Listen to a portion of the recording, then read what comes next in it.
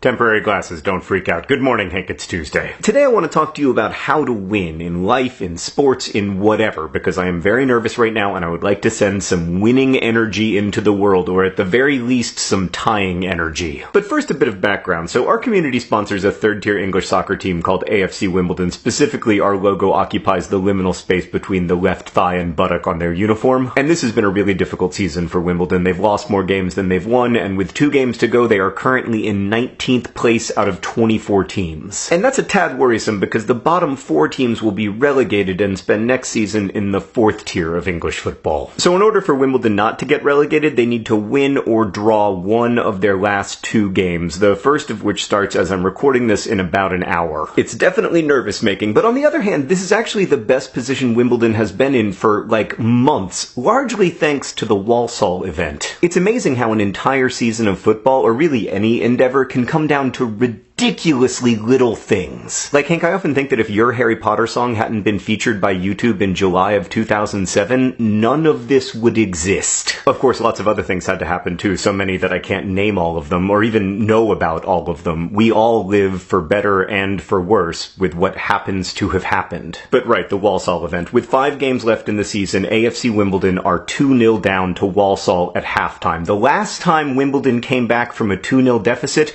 was a year and a half earlier, a 2-2 draw against Barry. But then, near the start of the second half, Andy Barcham is fouled, the ensuing penalty is saved, but the rebound happens to fall to Joe Pigott, who scores. And then, in the 65th minute, Lyle Taylor scores a beautiful goal, and the comeback is complete. 2-2, everyone celebrates, huzzah, huzzah! Except, wait, hold on, roll that back. Right there, you see that guy picking up the ball? That's Wimbledon's captain, Barry Fuller. And he's doing that to run the ball back to the center circle to get the game restarted as quickly as possible. Now, time added on to the end of the half by the referee is supposed to account for all of this, but in practice, everyone knows you can save a few seconds by running the ball back. So while everyone else was justifiably celebrating the completion of their comeback, Wimbledon's captain was like, hold on guys, we can still win this. And I mean, we're talking here about at most 15 seconds. That is 1/360th of the game. But as it happened, that was a vital 1/360th, because in the final seconds of the game, Lyle Taylor was fouled in the box, Dean Parrott scored a penalty, and Wimbledon won the game 3-2. That meant 3 points added to their season total instead of 1, 3 points that here at the end of the season look like they might be absolutely essential. So why did the Walsall event happen? It happened because of accurate shooting, because of a referee's decisions, because the ball bounced one way and not the other, but it also happened because Barry Fuller picked the ball up and ran it back to the center circle, even though he knew that by doing that, he was only increasing Wimbledon's chances of winning by some fraction of a percent. There is so much luck in this world, and none of us should ever forget that, and we also all have to depend on the good judgment of strangers and help from our friends and colleagues and teammates. But also, you have to hope, and you have to go on. Even when you've lost more games than you've won, and you've been down so far that a tie feels like winning, you have to pick up the ball and run it back to midfield and believe, in spite of it all,